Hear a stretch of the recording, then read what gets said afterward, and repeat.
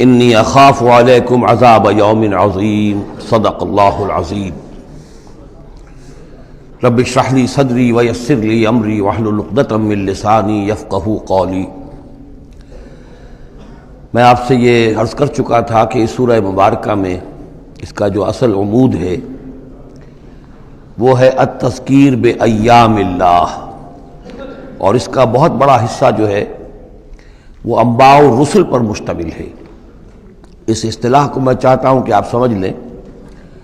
قرآن حکیم میں نبیوں کا ذکر آتا ہے تو اس کا عام انداز کچھ اور ہوتا ہے،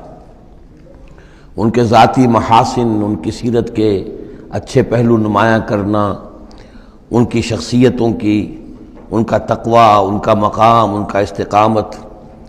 اور جب رسولوں کا ذکر ہوتا ہے تو خاص طور پر اس میں ہوتا ہے کہ جس قوم کی طرف بھیجے گئے اس نے پھر کیا رد عمل ظاہر کیا، اس کا نتیجہ کیا نکلا، قومیں ہلاک ہوئیں۔ تو پہلی قسم کی جو معاملہ ہے اسے ہم کہہ سکتے ہیں قصص النبیین، نبیوں کے حالات۔ اور قرآن حکیم کی ایک صورت جو ہے اس معاملے میں بہت ہی اہم ہے، پوری کی پوری جو ہے ایک نبی کے حالات پر مشتمل، سورہ یوسف علیہ الصلاۃ والسلام۔ اس میں ایسی کوئی بات نہیں آ رہی کہ حضرت یوسف نے کہا ہو کہ مجھے مانو، نہیں مانو گے تو تم پر عذاب آئے گا، اور پھر عذاب آیا ہو اور قوم کو ہلاک کر دیا ہو، کوئی ایسی بات نہیں۔ لیکن ایک ہے انباء الرسل، رسولوں کے حالات جن کو بھیجا گیا قوموں کی طرف تعین کے ساتھ، اور اب پھر وہ اللہ کی عدالت بن کر آئے کہ اگر مانو گے تو خیریت ہے، نہیں مانو گے تو ہلاک کر دیے جاؤ گے۔ ان کو کہتے ہیں انباء الرسل، نبا کی جمع انباء۔ عام طور پر 6 رسولوں کے حالات قرآن مجید میں تکرار کے ساتھ آئے ہیں۔ اس کی وجہ یہ نہیں ہے کہ رسول صرف یہ 6 ہیں، بلکہ یہ 6 رسول وہ ہیں کہ جن سے اہل عرب واقف تھے۔ یہ تمام اسی جزیرہ نماء عرب کے اندر آئے ہیں۔ جزیرہ نماء عرب کا نقشہ اپنے ذہن میں لے آئیے کہ جو پیننسولا ہے، عربین پیننسولا، نیچے سے چوڑا ہے، یمن سے لے کر حضر موت وغیرہ کی طرف بہت چوڑائی ہے، لیکن پھر یہ شمال کی طرف دونوں طرف سے، مشرق سے بھی شمال مغرب کی طرف جا رہی ہے، یہ خلیج فارس یا خلیج عربی جو بھی آپ اسے کہیں، پرشین گلف۔ اور ادھر یہ جو جا رہا ہے ریڈ سی، یہ ریڈ سی جو ہے اوپر جا کر پھر 2 کھاڑیوں میں تقسیم ہو جاتا ہے، ایک خلیج سویس ہے اور ایک خلیج عقبہ ہے۔ اگر آپ اس کو یہ جو جا رہی ہے پرشین گلف اور ادھر سے جو گلف آف عقبہ ہے، ان کو اگر سیدھی لائن کھینچ دیں تو یہ اوپر جا کر مل جاتی ہے ایک جگہ پر۔ یہ کوہستانی علاقہ ہے، کردستان، آج اسے ہم کردستان کے نام سے جانتے ہیں۔ یہ جو ٹرائنگل بن گئی، بیس پورا جزیرہ نماء عرب کا، اور ادھر سے مشرقی ساحل اس کا گلف کے ساتھ ہوتے ہوئے، اور پھر وہ لائن جو آپ نے کھینچی ہے جو جا کر اوپر مل گئی کردستان میں، ادھر سے وہ ریڈ سی چلا آ رہا ہے، بحیرہ قلزم، اور اس میں سے 2 کھاڑیوں میں سے جو مشرقی کھاڑی ہے خلیج عقبہ، اس کو لے کر سیدھا اگر آپ نے جوڑ دیا تو ٹرائنگل جو بنی ہے، اس ٹرائنگل پر وہ تمام اقوام تھیں کہ جن کی طرف اللہ تعالیٰ نے ان 6 رسولوں کو بھیجا ہے کہ جن کا ذکر قرآن میں ہے۔ اس کی وجہ یہ ہے کہ جزیرہ نماء عرب تو جزیرہ نما کہلاتا ہی ہے، لیکن اس کے اوپر بھی اس ٹرائنگل کے اندر جو 2 ملک آتے ہیں ان میں سے ایک کا نام عراق ہے، ایک کا عرب، ایک کا شام ہے، لیکن اصل میں یہ بھی ملک عرب ہی کے حصے ہیں۔ عراق عرب، شام عرب، اور الجزیرہ، یہ جزیرہ کہلاتا ہے، جزیرہ نما جو نیچے ہے، اور پھر عراق عرب مشرق میں، شام عرب۔ اب اس میں نوٹ کیجئے کہ سب سے پہلے رسول جن کا قرآن ذکر کرتا ہے وہ حضرت نوح علیہ السلام ہے۔ اندازہ یہ ہے، واللہ عالم، ان چیزوں کو یقین کے ساتھ نہیں کہہ سکتے، کہ یہ حضرت آدم کے تقریباً 2000 سال بعد ہیں۔ اور یہ جو ٹرائنگل کا ایپیکس ہے، اوپر کا قلعہ، یہاں یہ قوم آباد تھی جہاں حضرت نوح علیہ السلام بھیجے گئے۔ اس وقت تک نسل انسانی صرف یہی تھی، اور پوری دنیا میں کبھی نسل انسانی پھیلی نہیں تھی۔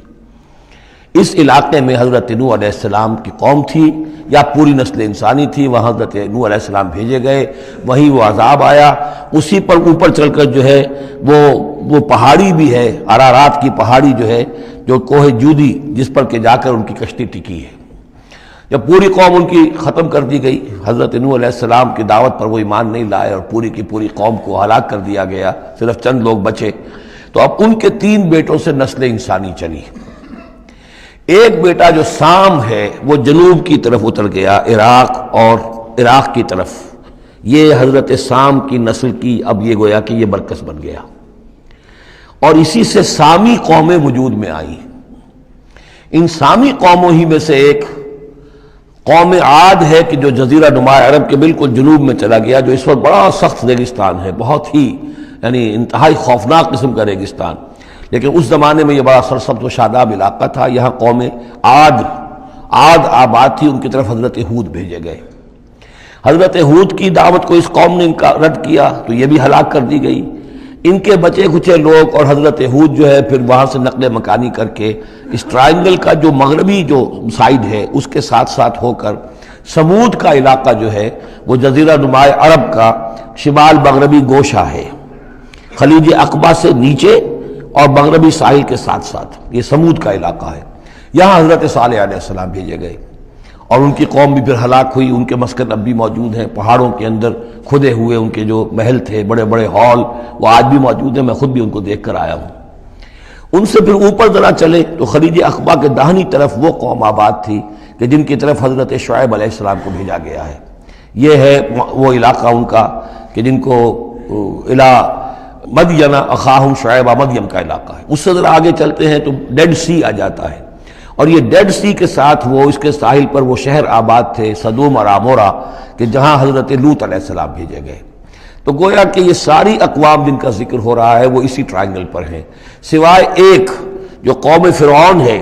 وہ ذرا اس ٹرائنگل سے ہٹ کر سرائی پیننسلا سے باہر نکل کر مغرب کی طرف وہ مصر میں بھیجے گئے ہیں حضرت موسیٰ علیہ السلام فرعون کے پاس۔ یہ نقشہ ذہن میں رکھ لیجئے۔ زمانی اعتبار سے یہ کہ حضرت نوح علیہ السلام پہلے رسول ہیں، پھر حضرت ہود، پھر حضرت صالح، پھر حضرت ابراہیم علیہ السلام کی بعثت ہوئی ہے، لیکن ان کا معاملہ انباء الرسل کا نہیں ہے بلکہ قصص النبیین کے انداز میں قرآن میں بیان ہوا ہے۔ ان کے بھتیجے ہیں جو حضرت لوط علیہ السلام، ان کو بھیجا گیا ہے۔ یہ جو عمورہ اور صدوم کی بستیاں تھیں، انہی کے ایک بیٹے تھے مدین جن کی اولاد میں حضرت شعیب کی بعثت ہوئی ہے، انہی کے بیٹے حضرت اسماعیل تھے جن کو آباد کیا ہے حجاز میں، اور حجاز میں حضور صلی اللہ علیہ وسلم کی بعثت ہوئی ہے۔ انہی کے بیٹے حضرت اسحاق تھے جن کو آباد کیا فلسطین میں، ان کے بیٹے حضرت یعقوب تھے جن سے بنی اسرائیل کی نسل چلی ہے۔ یہ سارا اپنا ذہن میں رکھیے۔ اب چلیے، لقد ارسلنا نوحا الی قومہ، ہم نے بھیجا تھا نوح کو اس کی قوم کی طرف، فقال، تو اس نے کہا، یا قوم اعبدوا اللہ، اے میری قوم کے لوگو اللہ کی پرستش اور بندگی کرو، ما لکم من الہ غیرہ، تمہارا کوئی معبود اس کے سوا نہیں ہے، انی اخاف علیکم عذاب یوم عظیم، مجھے اندیشہ ہے تم پر کسی بڑے دن کے عذاب کا، یعنی اگر باز نہ آئے اپنے شرک سے اور مشرکانہ افعال سے تو بڑا عذاب آئے گا۔ قال الملأ من قومہ، تو اس کی قوم کے سرداروں نے کہا، انا لنراک فی ضلال مبین، ہمارا تو خیال ہے کہ تم کہیں بھٹک گئے ہو، گمراہ ہو گئے ہو، تمہارا دماغ خراب ہو گیا ہے۔ قال یا قوم لیس بی ضلالۃ، انہوں نے پھر کہا نرمی کے ساتھ، اے میری قوم کے لوگوں، میں بہکا نہیں ہوں، میں بھٹکا ہوا نہیں ہوں، میرا جو ہے دماغ چل نہیں گیا ہے، ولکنی رسول من رب العالمین، بلکہ میں تو رسول ہوں تمام جہانوں کے پروردگار کی طرف سے، اس نے مجھے اس خدمت پر مامور کیا ہے کہ میں تمہیں خبردار کروں۔ ابلغکم رسالات ربی، میں تو تمہیں پہنچا رہا ہوں اپنے رب کے پیغامات،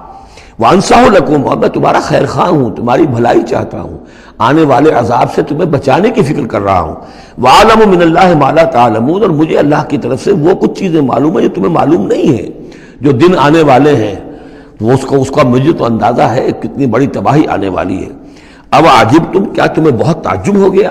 ان جاءکم ذکر من ربکم، کہ تمہارے پاس تمہارے رب کی طرف سے ایک یاد دہانی آ گئی ہے،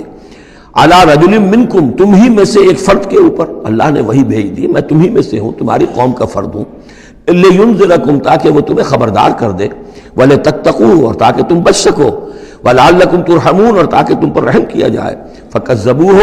تو انہوں نے اسے جھٹلا دیا، فانجیناہ والذین معہ فی الفلک،